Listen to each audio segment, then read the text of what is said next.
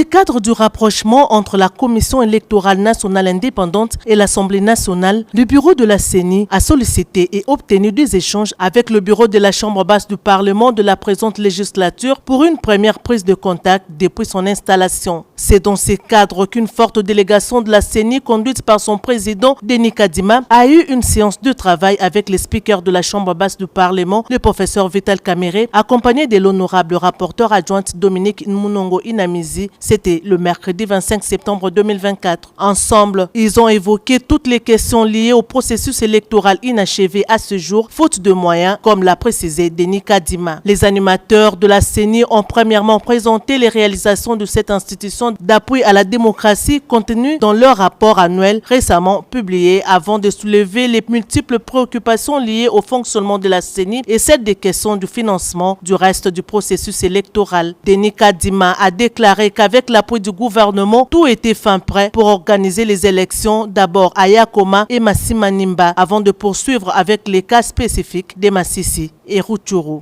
Oui, c'était une visite de courtoisie. Vous savez que la CENI est l'émanation de l'Assemblée nationale.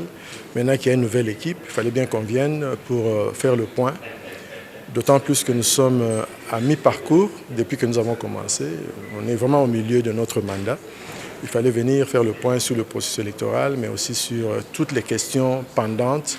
Il fallait en discuter et c'est ce qu'on a fait. Le président de l'Assemblée nationale a tenu à préciser que le cas des conseillers communaux évolue bien au niveau du gouvernement pour leur prise en charge, mais qu'il est important que la CENI puisse avoir les moyens pour parachever le reste du processus afin de lever l'équivoque de la dichotomie observée actuellement dans différentes municipalités.